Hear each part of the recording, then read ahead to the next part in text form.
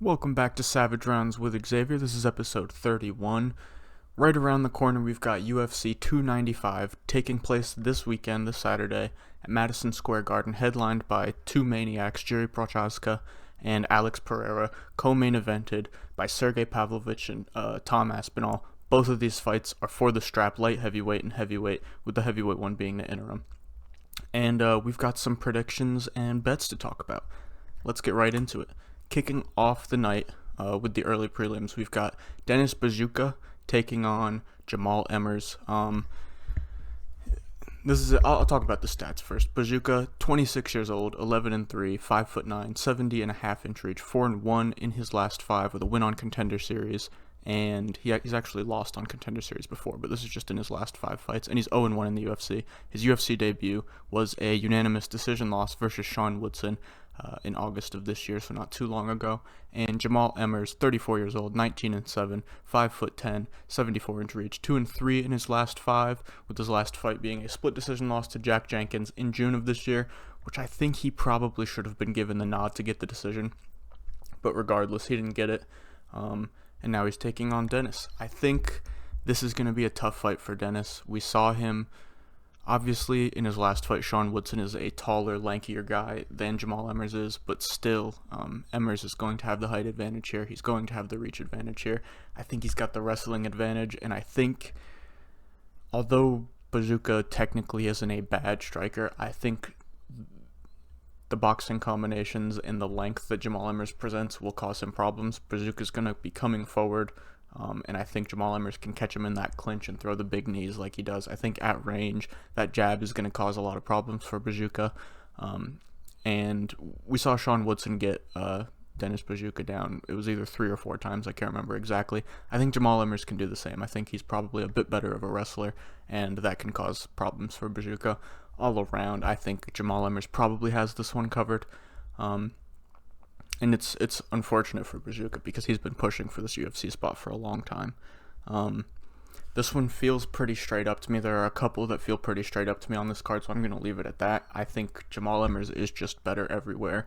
And like I said, the length, the jab, I think in the clinch he's going to cause problems, and I think he can mix in the wrestling as well. And if Buzukja shoots any takedowns, I think he has that covered there as well with the takedown defense. We've seen him do it before. So the pick is Jamal Emmers for this one. I'm not going to speak on betting until the end. I mean, if you can guess it, he's part of the Savage Rounds parlay. Like I said, this one feels pretty straight up to me. So I'm going to leave it at that for now. I'll talk about it a little bit later when we get to the Savage Rounds parlay. But yeah, the pick is Emmers. And other than the Savage Rounds parlay, I'm not diving into any props or anything on this fight. I think Jamal Emmers wins it outright at a pretty high clip. Next up, we've got a really fun fight in Joshua Van taking on Kevin Borjas. Both of these guys are young up-and-comers with really fun styles, so I think this one's going to be an interesting one. Joshua Van, 22 years old, 8-1, 5'5", 65-inch reach, 5-0 in his last five, and he's 1-0 in the UFC. His debut was a split decision victory over Zhalgas Zhumagulov back in June, which is a very good win to have under your record, and especially in your first UFC fight, your debut. Zhalgas can probably cause a lot of issues for a lot of guys coming in on their debut with the relentless pressure, the chain takedowns, and just being a veteran in the UFC, having done it for quite some time now. So that is a very good win to grab in your first fight, your debut. On the other side, Kevin Borjas, 25 years old, 9-1, also 5'5", 68-inch reach, 4-1 in his last five with a win on Contender Series, and that win was a unanimous decision victory over Victor Diaz. Back in August of this year on, like I said, Dana White Contender Series. It was week 1, and he was a huge underdog going into that. I want to say he was like plus 275, plus 300, something like that. I picked him in that fight. I think I made one Contender Series video this year, and it was for week 1. Maybe it was week 2. I can't remember. I made one. I can't remember if it was for this or not, but I did bet Kevin Borjas in that fight as the underdog. So that was a pretty good shot there. Diaz caused him issues with the grappling in the first round, but he was not able to keep up the pace, and Borjas really put it on him later. Now, this is an interesting one because I think Kevin Borjas, I don't want to call him limited, but he has one way to win this, and it's with his hands. He's got really good boxing, but I think a lot of these Peruvian guys, we've seen it. There's another younger kid who just came in. I can't remember his name off the top of my head, but maybe they don't fight in the same way, but they kind of have the same style where they bring the hands, the relentless forward pressure. And I think with that, Joshua Van's going to be able to pick him apart. I think he has a much more well-rounded game. I like the technical boxing Joshua Van brings. Goes to the body well, and he also has solid grappling himself. Decent offensive wrestling. We saw him do very well in the takedown defense versus Zhalgas Zhumagulov, 80%, and that was his only fight. So you can see he went 80% takedown defense against Zhalgas, who was chaining those takedowns together, and he was still able to get that win. So I like the takedown defense there. And talking about it, it doesn't even matter in this fight. I highly doubt Kevin Borjas is going to be bringing any takedowns into this one after I just talked about how maybe not one-dimensional, but he really likes to fight with the hands. That's really all you see from him. And I think Joshua Van is another case. I kind of talked about it with Jamal Emmers. I think he's just got him covered everywhere, unless Borjas lands a huge shot, which I wouldn't count on in the flyweights fighting. I think Joshua Van's got him covered everywhere. I think he'll be the better boxer, and I think even if he's not, which I still think he will, even if he's not, he can mix in that grappling and get it done there. Borjas doesn't have the best takedown defense. We've seen it on the regional level, and Diaz was able to do well in the first round before he gassed. He does have solid get-ups, though, but I just think Joshua Van will be able to mix it all together to get the win. This is another one. Don't have to wait till the end to hear about betting for this one, because I'm just not touching this one at all. I think Joshua Van probably gets this done. I don't want to say easily, but I think he'll have this one covered pretty well. Next up, John Castaneda versus Kyung Ho Kang. This one is probably the fight I had the most trouble with coming to a decision. Castaneda, 31 years old, 20-6, 5'6", 71-inch reach, 3-2 in his last 5. His last fight being a unanimous decision victory over Muin Gafurov in June. Kyung Ho Kang, 36 years old, 19-9, 5'9", 73-inch reach, 4-1 in his last 5, and his last fight was a round 1 submission over Christian Quinones, also back in June. I think Kyung Ho Kang is the much more steadier fighter in this fight. I love the kind of like the calmness and the measuredness he brings on the feet. He doesn't have too many knockouts, but he has decent power in his hands. We saw him, he clipped Quinones pretty bad, which led to him finding the sub. And obviously, he mixes in the grappling well. He's quite a decent grappler. Ronnie Yaya was able to take advantage of his takedown defense, though, not being maybe the best, but everywhere else it's held up pretty strong. John Castaneda, a guy who throws big, powerful shots. This is where I kind of have trouble, because I like on the feet, I like the steadiness and the technical ability of Kyung Ho Kang, but I think John Castaneda coming forward, bringing the pressure, throwing the bigger shots, and then obviously he can mix in. He might not have the best takedowns, but he can mix them in as well. He's a very good grappler once it hits the mat. And I didn't pick a fighter before this one because I kind of just wanted to talk about it and see which way it leads me. I think I'm going with John Castaneda on this one. This is not a confident pick at all. I could totally see either guy stealing this. Like if Kyung Ho Kang is able to, like I said, bring the steadiness, and keep him at a distance, use his kicks, use his jab. He's got a good jab. His 1-2s down the pipe. I really think he could cause a lot of problems for Castaneda on the feet, and if he's able to defend the takedowns, because we know Castaneda will come with those, I think he could do well on the feet, but also if Castaneda catches him with something big or just that forward pressure is able to ruin like I said, the steadiness and just back him up. He needs to keep Kyung Ho Kang backed up. He needs to keep him moving and not let him get set in a rhythm. I think that'll be a very big part for Castaneda on the feet. And then if he's able to get this fight to the ground and be in an advantageous position, I think he could do quite well there as well. So ever so slightly, I'm going to edge this to John Castaneda for my pick. To be honest, I kind of thought I was going to go Kyung Ho Kang, but talking about it, I feel like I like Castaneda more in this one. And like I said, this is not a super confidence pick at all. I don't love this one, and I'm just going to watch this one. No betting here from me at all, but Castaneda will be the pick here. Next up, Jared Gordon versus Marco Madsen. I was really surprised with kind of the general consensus for this one. I know there's a few people on the underdog side, but everybody, I'm just surprised Jared Gordon is this big of a favorite, but I'll talk about that in a second. Gordon, 35 years old, 19-6, 5'9", 68-inch reach, 2 wins, 2 losses, and a no contest in his last 5. And his last fight was that no contest against Bobby Green. He got headbutt pretty bad, and then Bobby Green finished him on the ground. They go back, look at the tape, call it a no contest, rightfully so. And on the other side, Marco Madsen, 39 years old, 12-1, 5'8", 72-inch reach, 4-1 in his last 5, and his last fight was a round 3 submission loss to Grant Dawson in November of last year. So it's been a bit since he fought. And these guys both have losses on their, I believe they're both round 3 submission losses to Grant Dawson on their record.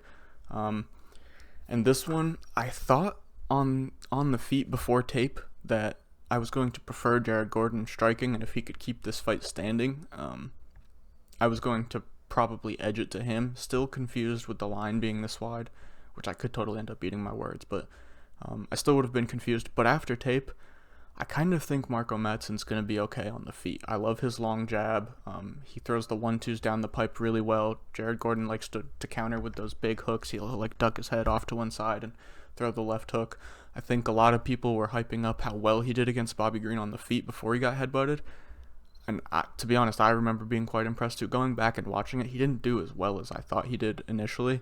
And then with the wrestling, I think a lot of people are talking about how Jared Gordon's wrestling can compare, and I just don't think it does. I don't like his takedown entries, seem real slow to me, and I think Marco Madsen's takedown defense is good enough. Obviously, he struggled versus Grant Dawson, but Grant Dawson is relentless with them. He'll keep pressing them.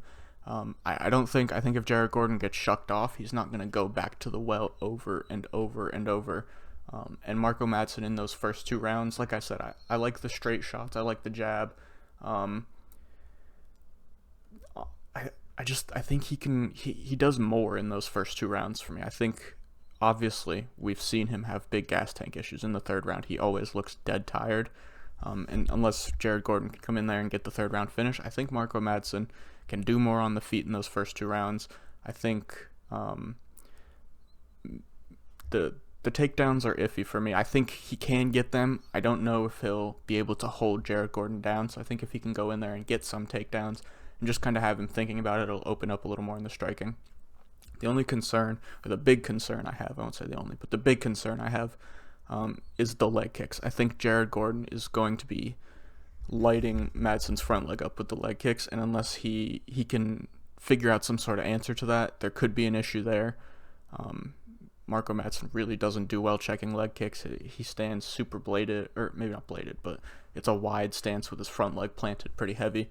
We've seen people take advantage of it, maybe not overly, but the kick is always there. So I think if Jared Gordon notices that early or identified it in camp, which I assume he would, if he goes after that quite heavily, I think Marco Madsen could have problems. But other than that, like I said, I like the straight shots. I like the jab.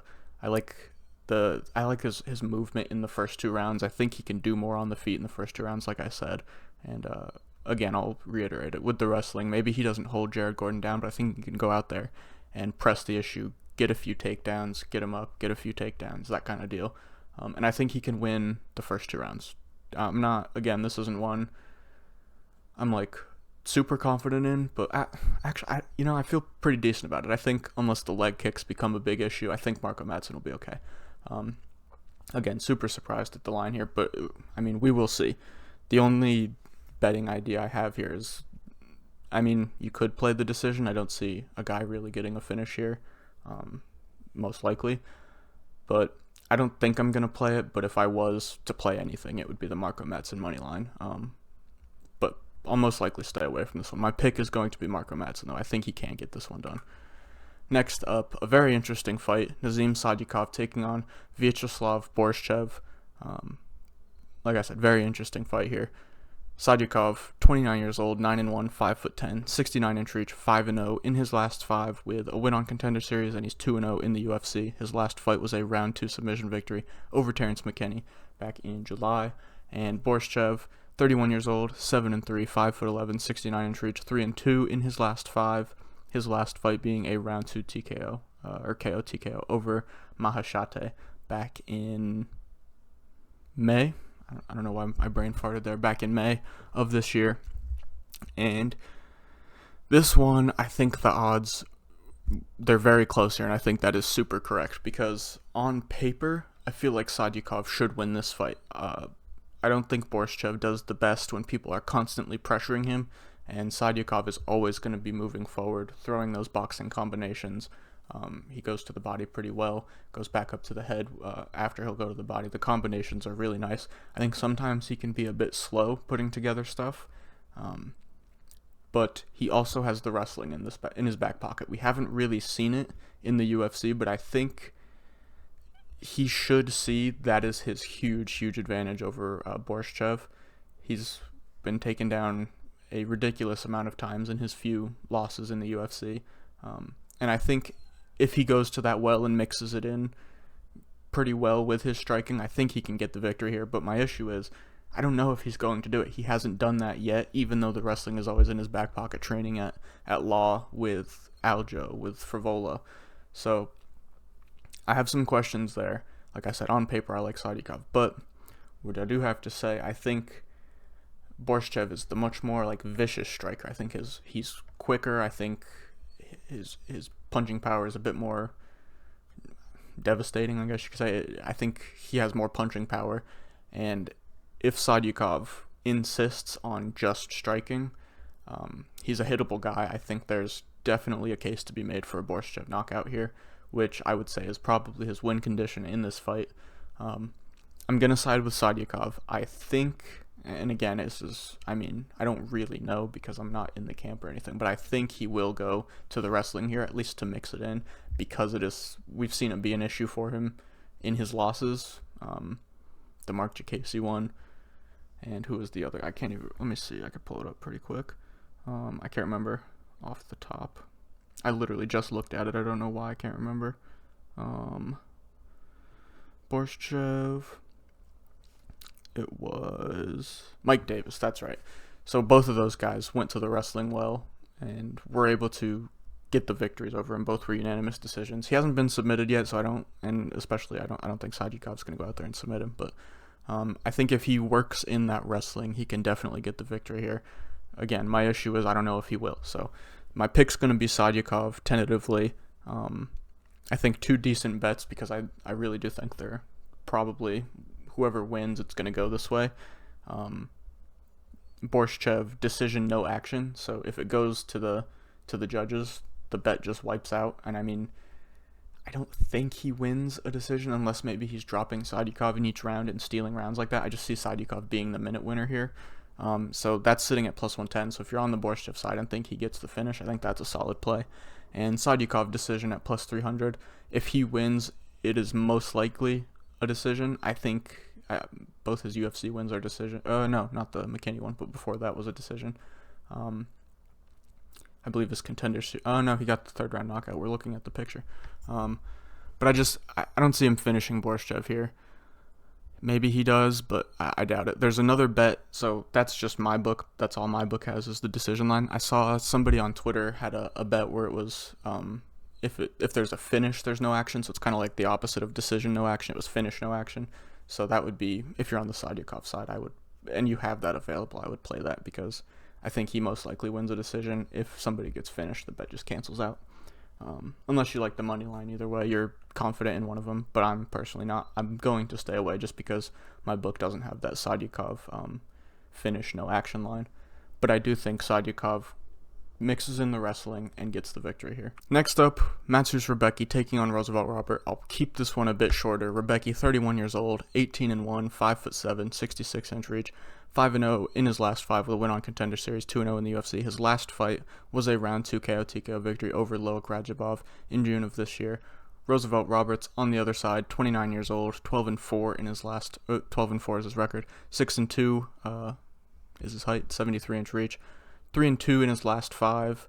And then I just have over to his left his UFC record, because obviously this is going to be his second run in the UFC. His first stint, he went 4-3. His last fight was on The Ultimate Fighter. He lost a split decision to Austin Hubbard in the semifinals. Like I said, I'll keep this one short and sweet. I think I think this is a tough matchup for Roosevelt regardless, but on short notice, I think it's a very tough matchup. Rebecki's a powerhouse. I think he'll be able to get inside and land good shots on the feet. Obviously, he likes to mix in the grappling. I think he'll be able to get Roosevelt Roberts down pretty easily and do good damage on the ground, maybe find a submission as well. I'm not sure. This is one where I think Rebecki is just a better mixed martial artist all around. I think on the feet he can get it done. On the ground he can get it done. If Roosevelt Roberts is able to tough it out and get to a decision, I think Rebecki wins a decision. So the pick is Rebecki. He is such a huge underdog. I'm not even, such a huge favorite, Rebecki is, that I'm not even going to worry about lines or anything for this one. No props or anything for me either, but Rebecki is the pick here. I think he gets this one done with relative ease. Happy, though, that Roosevelt Roberts is getting his second shot after a good stint on The Ultimate Fighter. Next up, in the women's strawweight division, we have Tabitha Ricci taking on Lupita Godinez. Ricci, 28 years old, 9-1, 5'1", 61-inch reach, 4-1 in her last 5, and her last fight was a unanimous decision victory over Jillian Robertson back in June. Lupita Godinez on the other side, 30 years old, 11-3, 5'2", 61-inch reach as well, also 4-1 in her last 5, and her last fight was a round 2 submission victory over Elise Reed in September at Noche UFC. This is going to be a very interesting fight. I don't want to say they cancel out on the ground, but I don't know if we'll see too much action on the ground here. I think both girls will probably be able to stuff the other's takedowns. If one is able to get takedowns, I favor Lupita Godinez here. I think she's the better wrestler. I think if it hits the ground, though, and Ricci finds herself in an advantageous position, she could cause issues. I think she's the better jiu-jitsu artist there. But on the feet, I think is where Lupita probably has her biggest advantage. Ricci's obviously always improving. Her striking has been getting better. But I just think Lupita Godinez's boxing combinations, she's pretty slick with the hands. We saw her tag Elise Reed with a nice left hook. And the picture is crazy. Lupita ended up facing one way, and Elise Reed was on the ground behind her. It's a funny freeze frame. But I think Ricci has trouble here. I know there are a lot of people on her as an underdog, and she's not a bad dog, because if she can get Lupita to the ground, and like I said, if she's in an advantageous position, I think she can do quite well here. But just on the feet, I think she's going to have a lot of trouble. I just don't think she's nearly as slick or as seasoned on the feet with her striking. Like I said, it's improving, but I don't think she's quite to the level of Lupita, and her takedowns have never been the best. Like I said, she's always very good once it gets to the ground. She's a very physically strong girl, though, so that's what I'm saying. If she can get the takedowns, she could have a good fight here if she's getting the takedowns, but I just don't think she'll be able to. Both girls are quite physically strong. I think Lupita stuffs the takedowns, maybe gets one or two of her own, I don't know. But on the feet, I think, is where she'll have the big advantage. Like I said, she shucks takedowns. She'll land the slick boxing combinations. I think we see a decision here. That's actually the only bet I have written down for this one. Lupita Godinez decision, I think that probably hits. If you're on, or I won't say it probably hits. I think it looks good. It's your best bet if you're on the Lupita side. Maybe there's a chance she's able to. We saw Manon finish Ricci. That was in her debut, though, and Manon is just a much different physical specimen than Lupi is. Obviously, Lupi's quite a good striker as well, but I just don't think she's anywhere near as powerful. It's not like a brute force thing like Manon is. So I don't know if she'll be able to hurt Ricci on the feet. Maybe she is, but I think this fight goes to a decision at a pretty high clip, and I'm on the Lupita Godinez side, so I think that's a decent way to get it at plus money. Lupi decision at plus 115. But yeah, Lupi's the pick. There'll probably be a small sprinkle for me on the decision line as well. Next up, my favorite spot on the card, I'm going to be honest with you guys, Steve Erceg taking on Alessandro Costa. Erceg, 28 years old, 10-1, 5'8", 68-inch reach, 5-0 in his last 5, 1-0 in the UFC. His last fight was his UFC debut on short notice against a ranked contender, so that was a very good debut for him. A unanimous decision over David Dvorak in June of this year. Alessandro Costa, 27 years old, 13-3, 5'4", 67-inch reach, 4-1 in his last 5 with a win on Contender Series, and he's 1-1 in the UFC. His last fight was a round 2 KO TKO victory over Jimmy Flick, also in June of this year, just a week after Erceg fought, actually. So they're on relatively similar schedules here. I favor the underdog in this one. I know Steve Erceg looked really good. He's got a lot of backers for this one. He's got a lot of hype, especially coming off of that Dvorak win. But you go back and watch that fight, Dvorak is winning until he gets dropped. He won the first round.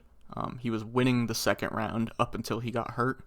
So I think if he doesn't get hurt there, there's a very good shot he goes into the third round up 2-0 and he wins a decision. But it was good on Erceg to hurt him. I mean, you can't take that away. He was able to hurt him. It was going in the way of Dvorak. My worries are Costa has been tagged a few times. We've seen him get dropped. He got knocked out by Amir Albazi, also in his debut.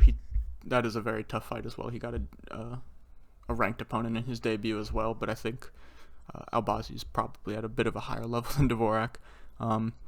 In this one, though, I think we've seen Costa fight the taller, lankier guys with more reach than him. The guy I can't remember his name. He's got 3 names. I think his last name is Luna on Contender Series that Costa fought. He was the taller, rangier, more like tactical striker, and Costa gets inside. He brings the big hooks. He goes to the body well. He smashes the leg kicks, and I love that for him in this fight. I do think he'll be able to get inside and land the good shots. Erceg, when he's striking, he hangs his chin up there, and Costa is good for a left hook counter. So I love that spot there, and I think the way Costa throws the leg kicks, I think we'll see Erceg get hit with those. He does this thing where when leg kicks start hitting, he'll start like bringing his leg up randomly, like he's going to check, and then whenever the kick actually gets thrown, he never defends it. So it's like he's trying, he's thinking about it consciously, but it doesn't happen for him most of the time, or at least in the few fights I watched. Yeah, like I think this is a good spot. I don't think Erceg goes out there and gets takedowns. Costa was doing very good in the takedown department against Albazi until he got clipped, and then after that, Costa was kind of swinging a bit more reckless and wild, and Albazi was able to time one after he got hurt. Or after he hurt Costa, Albazi was able to time a really good takedown and go under. I don't think Erceg gets the takedowns here. And like I said, unless Erceg is able to land that shot to put Costa out, I don't think he wins this fight. I think Erceg gets hit with a lot of shots in close. I think the leg kick goes really well for Costa here. And I think once Erceg is having trouble on the feet, I don't think he's able to get it to the ground. And I think Costa keeps pressing forward. And yeah, I really like Costa in this spot. I have a unit down on him already at plus 152. My book didn't have him at plus 170, unfortunately, but the line's still moving, so I think there's a good chance I add another half unit on it. But I did get it at plus 152. That's definitely my favorite play so far. And yeah, I think Costa gets this one done. Like I said, the underdog. I think I've had a few underdog picks on this one. Yeah, Marco Madsen so far, and Costa, and there might be one or two more. Next up, though, which is that underdog I'm speaking of, Diego Lopez taking on Pat Sabatini. Lopez, 28 years old, 22-6, 5'11", 72.5-inch reach, 3-2 in his last 5, 1-1 in the UFC. His last fight was a round 1 submission over Gavin Tucker in August of this year at Nashville. Pat Sabatini, 32 years old, 18-4, 5'8", 70-inch reach, 4-1 in his last 5, and his last fight was a round 2 submission win over Lucas Almeida in June of this year.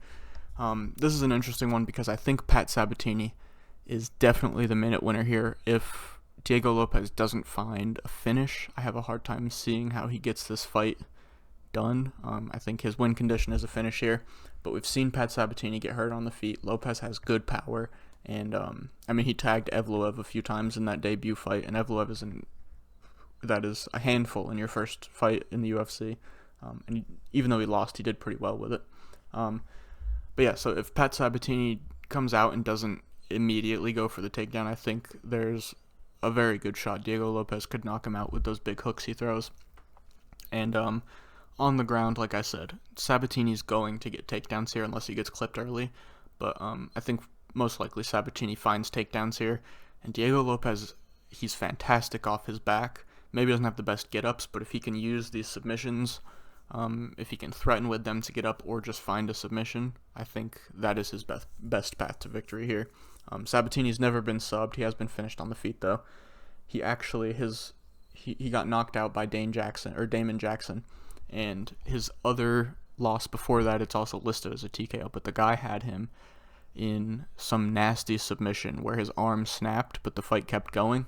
And when he got out of the submission, Sabatini, his arm was just kind of hanging out there, so the ref stopped it, and it was listed as a TKO. It felt like a submission though. It went on a bit longer than you could let it to call it a submission. So I think Lopez is going to have opportunities to make it weird on the ground for Sabatini, and I'm going to go with him to either find the submission, use those submissions to get back up and clip him on the feet, maybe find a club and sub, but I do think Lopez gets the finish here. I think he's such a sporadic, wild fighter, and Sabatini needs it to be him wrestling, laying on top to find the win here. I think that's probably his win, unless I don't want to boil his game down to that, because he also has quite a good submission game, and maybe he finds something while Lopez is trying to get up. But I like Lopez in this one. I think he is a very fun fighter, and I think he can make things super awkward for Sabatini on the ground. We've seen guys do it before. I'm going with Lopez to find a finish here. Some lines I just have written down. I haven't played any of these yet, just a heads up, but just some lines I have written down that I may end up taking a sprinkle at. Lopez inside the distance, plus 145. Lopez round 1 KO, plus 900. Lopez round 1 sub, plus 800. And then Lopez sub, sitting at plus 325. I think if he finds a knockout, there's a good chance it's in the first round.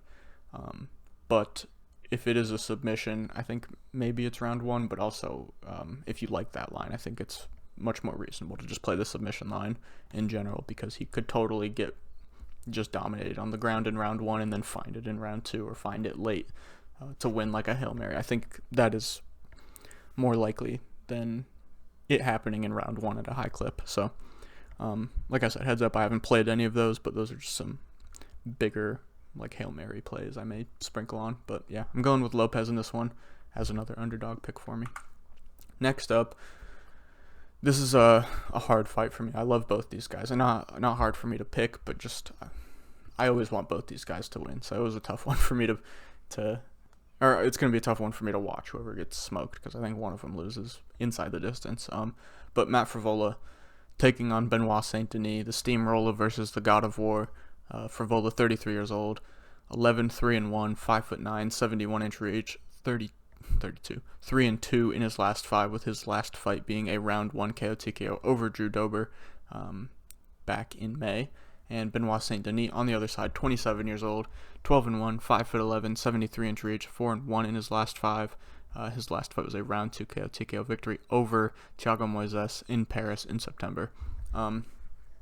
And just looking on Twitter, I know a lot of people have Frevola at plus money as an underdog here. I think most people got him around like plus 170, plus 185, where it is now.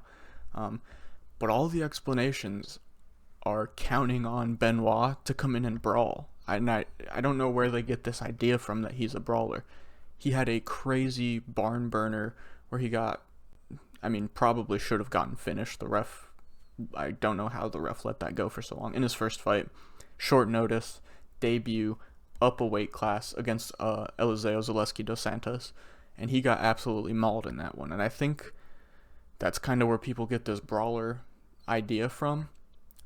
But if you've watched any of his other fights, which again, I think people, I don't know, it confuses me, but he comes out, he sets the distance with his body kick, he throws a lot of body kicks, they're very powerful, and I think people are getting forward pressure confused with a brawler, because his significant strikes absorbed is like that because of his first fight. He was getting crushed. Other than that, he's not taking a lot of damage. Gabriel Miranda was able to tag him a couple times, but he's not out there getting into brawls. I think Benoit Saint Denis comes out, measures with the body kick again, brings the forward pressure, which could be an issue for Matt Frevola here. He was losing to Dober, who was bringing forward pressure up until he caught him with a huge hook, which totally is, in my opinion, Matt Frevola's win condition, is catching Benoit with something crazy. But I think most of the time this fight goes, like I said, Benoit setting the distance with kicks, bringing a lot of forward pressure. His kickboxing has continuously gotten better in each fight. And then I think he's the much bigger, more powerful, stronger guy in this fight. And I think he has the grappling advantage too, like sizable. Frevola's a good wrestler, but we've seen him get out-grappled before. Benoit's out here out-grappling Ismael Bonfim and Thiago Moises. I think he can do it to Matt Frevola. I think he brings a lot of pressure on the feet. Maybe he breaks Frevola there, If not, I think he gets into the ground and finds a submission. I think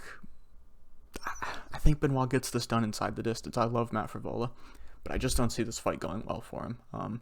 Benoit inside the distance is sitting at minus 130 now. His KO line plus 175 and his sub line plus 275. I will probably take a shot at his plus 275 sub line,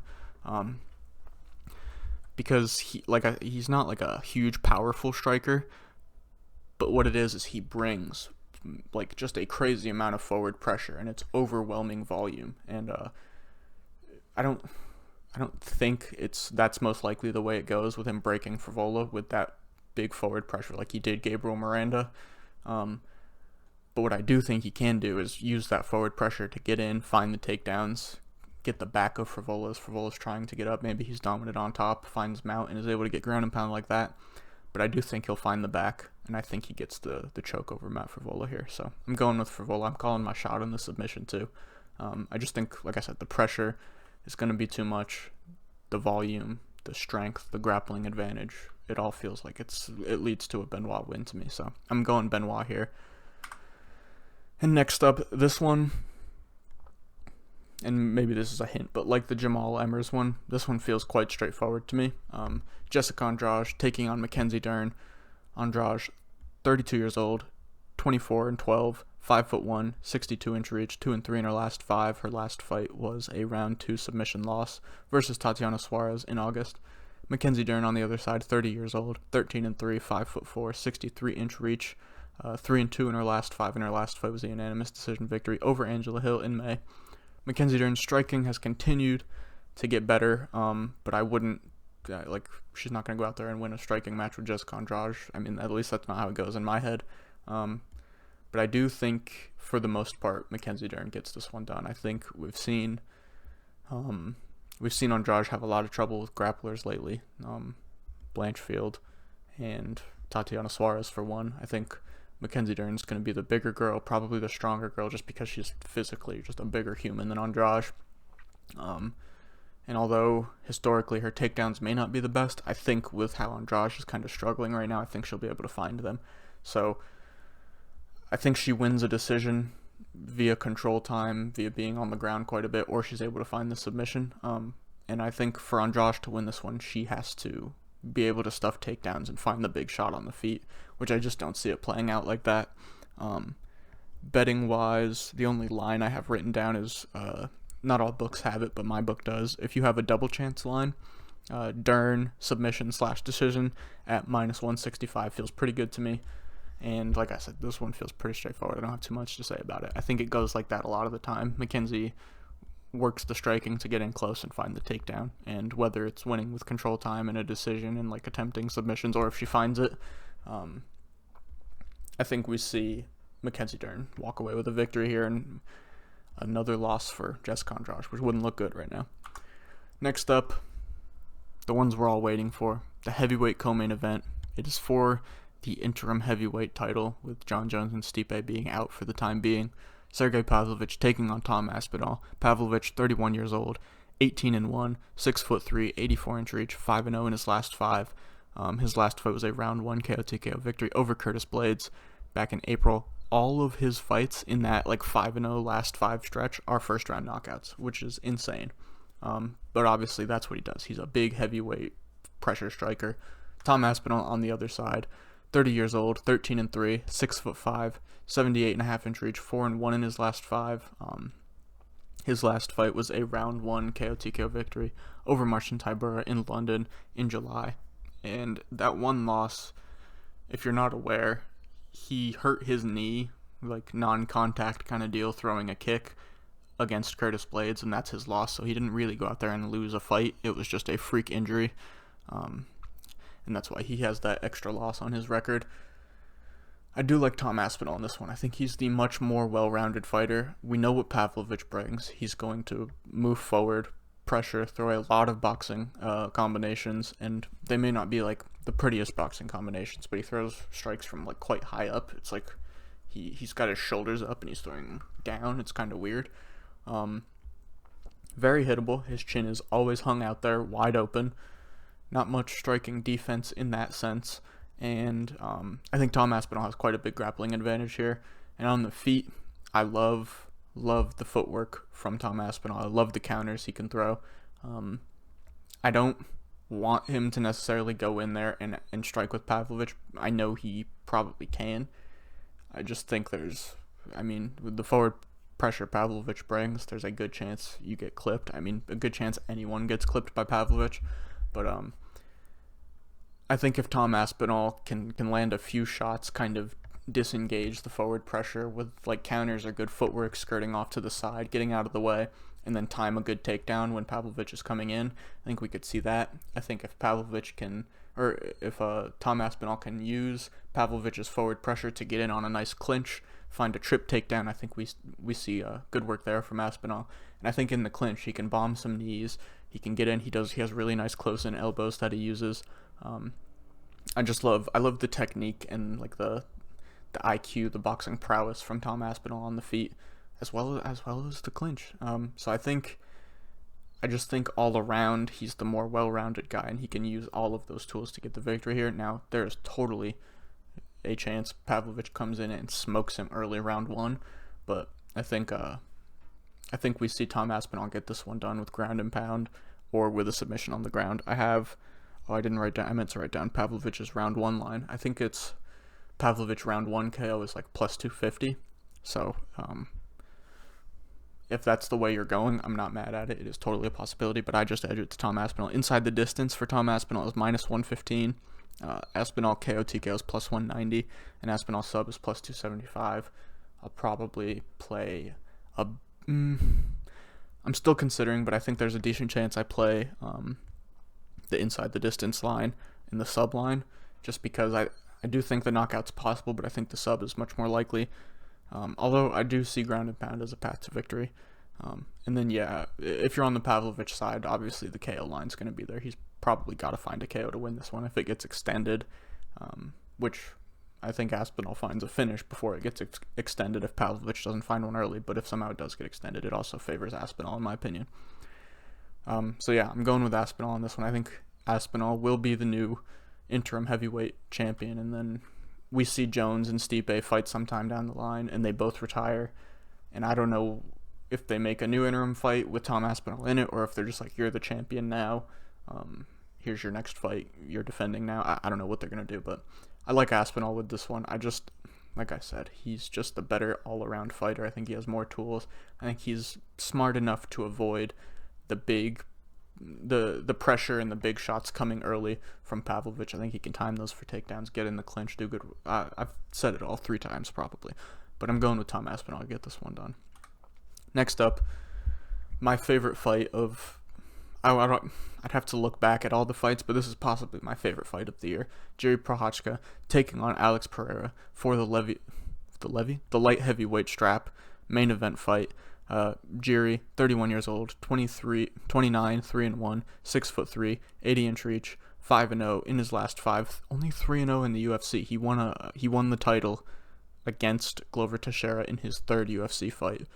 And that was his last fight, round 5, submission over Glover Teixeira in a fight where he was probably going to lose a decision if he got there. But with 28 seconds left, he finds that submission. And that was in June of 2022.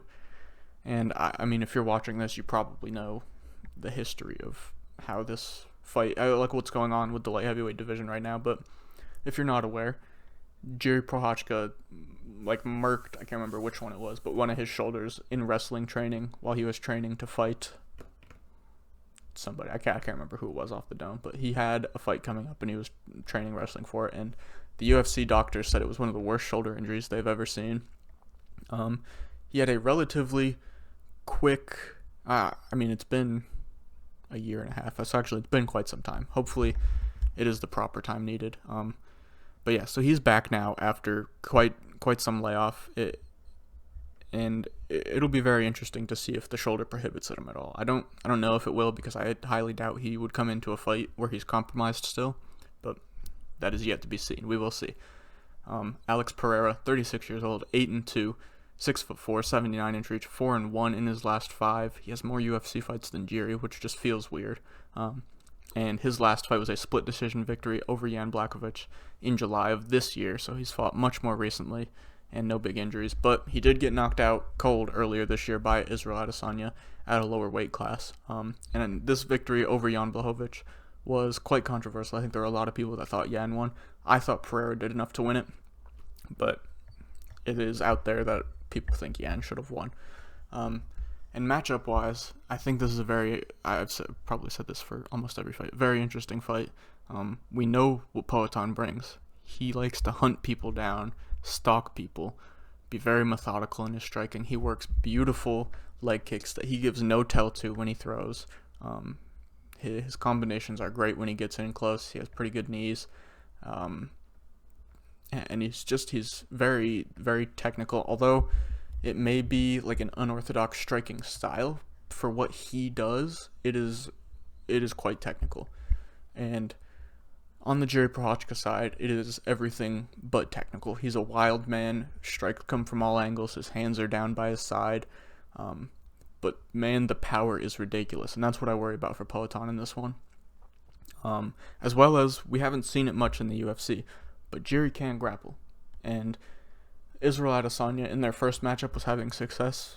Not much, but he did have a period of time where he had success grappling against Poatan, and obviously Jiri doesn't have to worry about Poatan grappling him. So I think maybe if Jiri goes out there when he's striking, using those crazy odd angles and the flying knees and the spinning stuff to get inside, he could mix in that wrestling as well. It'll be very interesting to see if he does, but I think that is probably a very smart thing to mix in for him here, because being a huge, big, strong guy, I think he would be able to get Poatan down. We saw Jan Blachowicz do it and get some control time for a bit in the fight, which is why it was a split decision. Jan was using the grappling very well in that fight, so it could be there for Jiri. And I think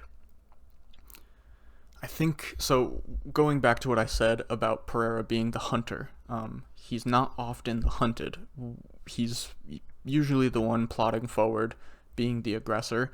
The times where he's having a bit of trouble on the feet are where he's the one getting pushed back. We've seen in his fight with Bruno Silva, there were times when Bruno Silva was able to come forward and make life difficult for Poatan early in rounds 1 and 2.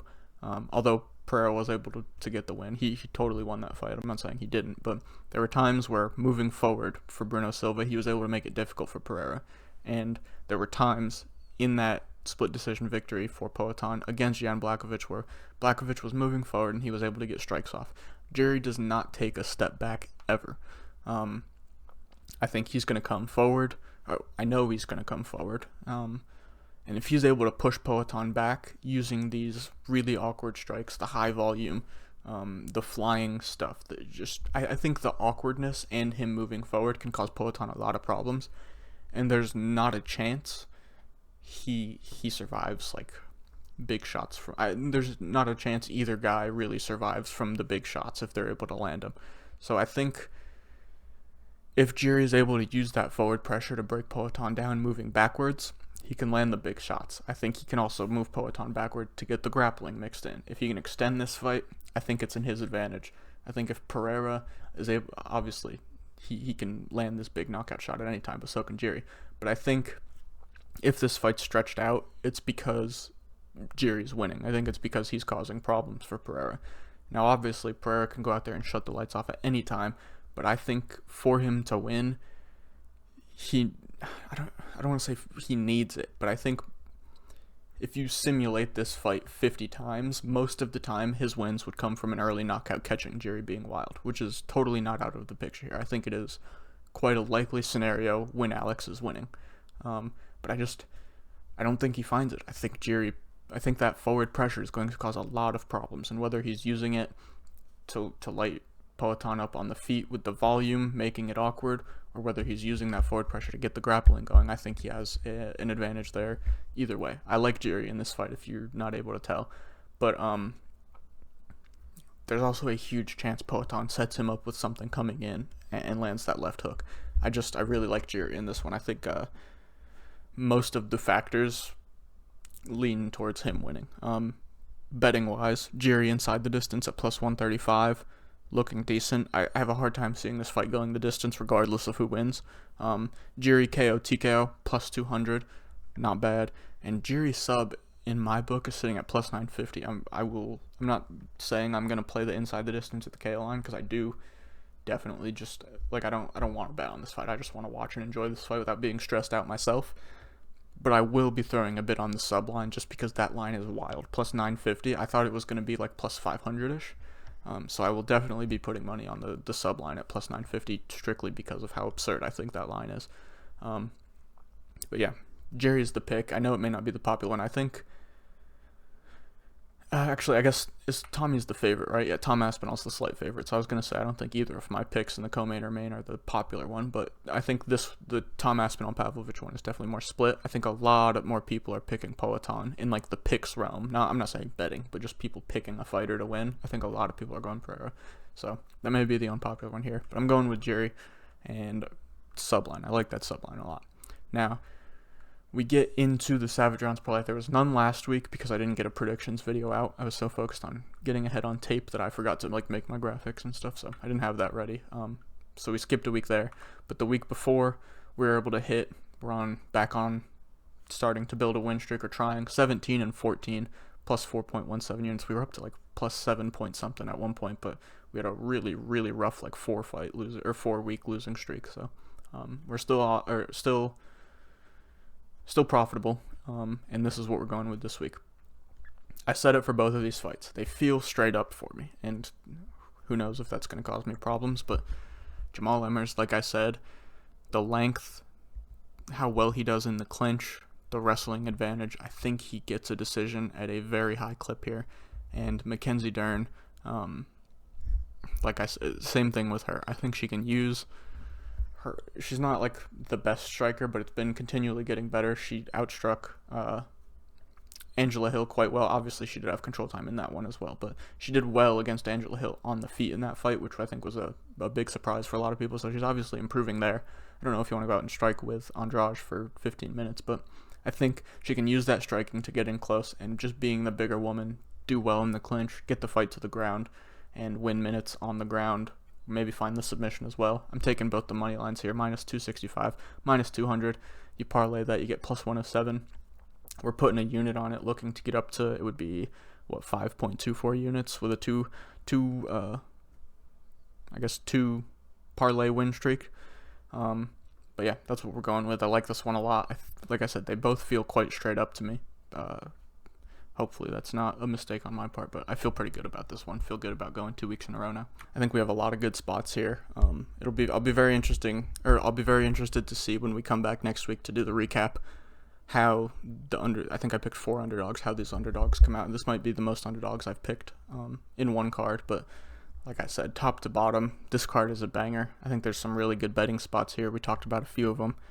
And I can't wait to come back and talk about how this one went. I think we're going to have Jiri Prochazka, Tom Aspinall as champions, but we will see. Drop a like on the video, subscribe, and I will see you guys next week to recap it. Peace.